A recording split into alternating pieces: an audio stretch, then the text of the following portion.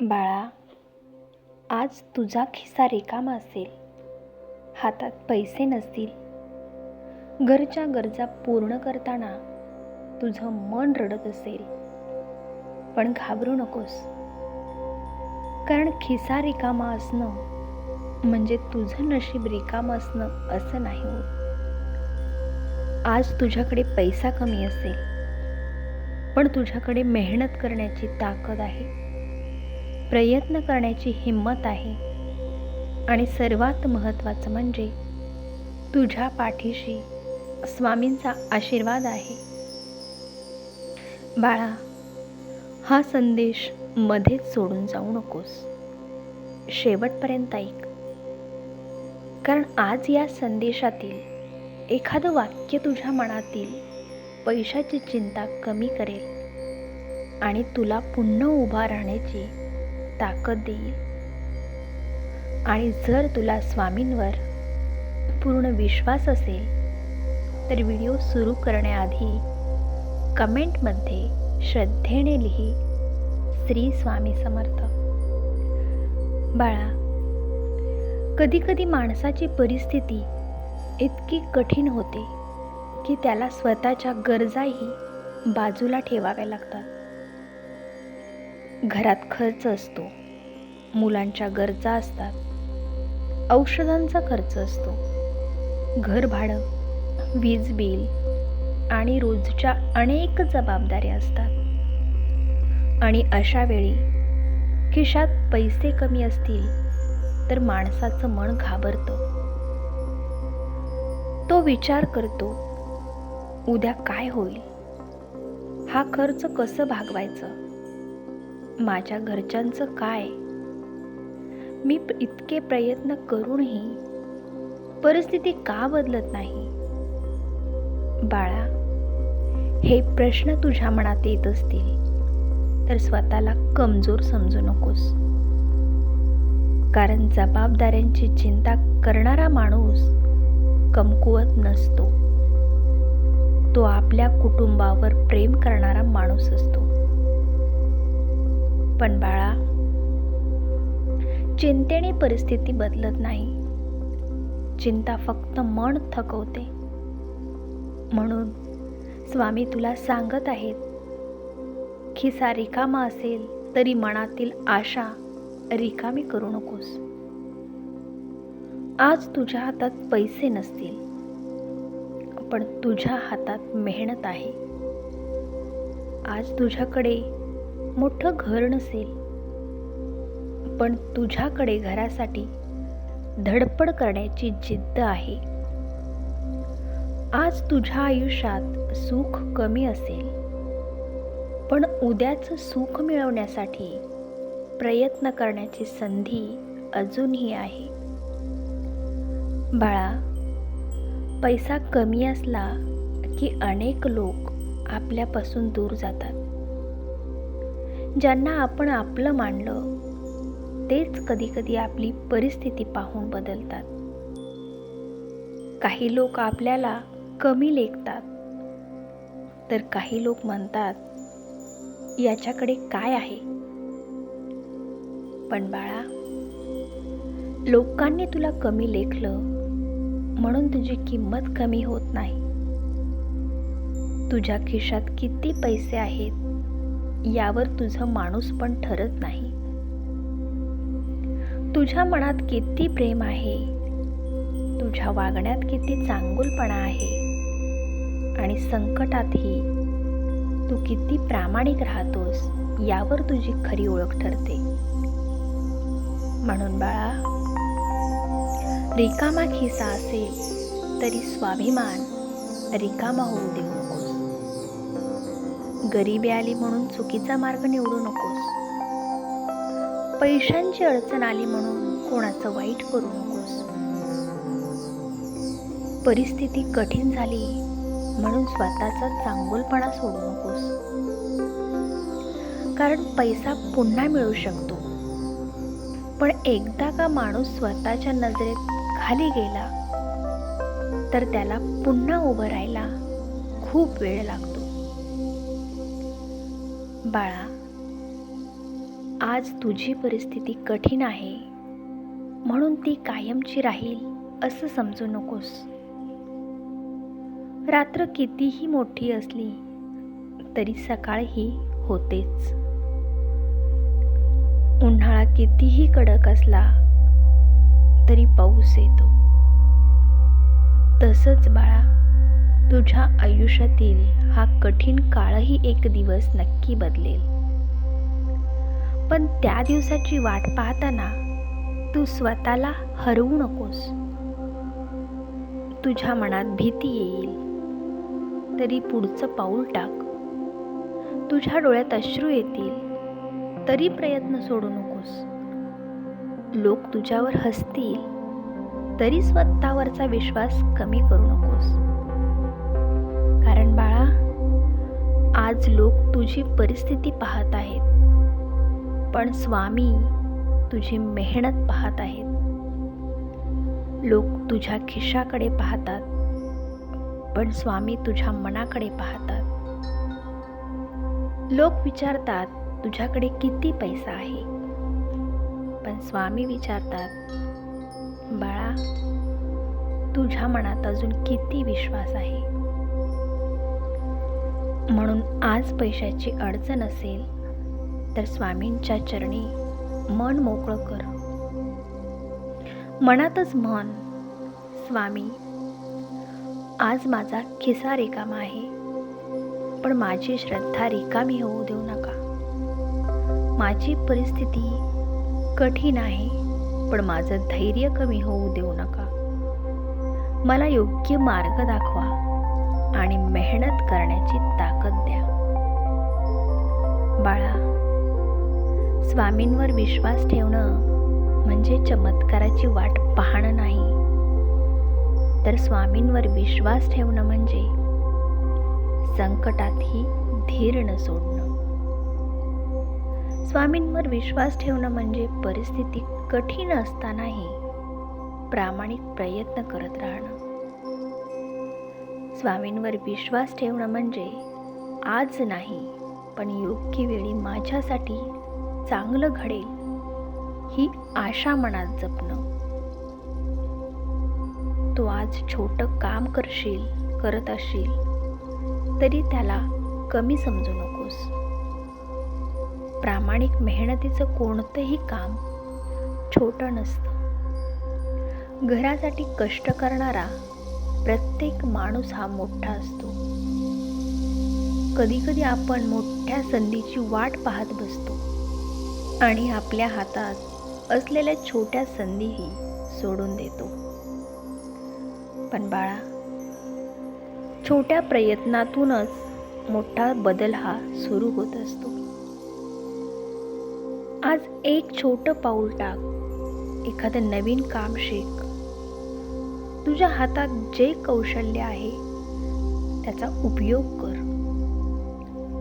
तुझ्या क्षमतेवर विश्वास ठेव आणि सर्वात महत्त्वाचं म्हणजे स्वतःला सतत मी गरीब आहे, माझ्याकडे काहीच नाही असं म्हणू नकोस. कारण असे शब्द मनाची ताकद कमी करत असतात. त्याऐवजी तू असं म्हण, आज परिस्थिती कठीण आहे, पण मी प्रयत्न सोडणार नाही. आज जरी माझा खिसा रिकामा असला, पण माझं भविष्य रिकामं नाही. आज माझ्याकडे कमी आहे, पण उद्यासाठी माझ्याकडे आशा आणि मेहनत आहे. बाळा, पैसा आयुष्यात आवश्यक आहे हे खरं आहे. पैशाशिवाय अनेक अडचणी येतात हेही खरं आहे. पण पैशाची अडचण आली म्हणून जीवन संपत नाही. अनेक लोकांनी रिकाम्या हाताने सुरुवात केली आणि आपल्या मेहनतीने आयुष्य बदललं. त्यांच्याकडे सुरुवातीला मोठी साधनं सुद्धा नव्हती, पण त्यांच्याकडे होती ती फक्त जिद्द. म्हणून तुझ्याकडे आज कमी असेल तरी तुझी स्वप्न लहान करू नकोस.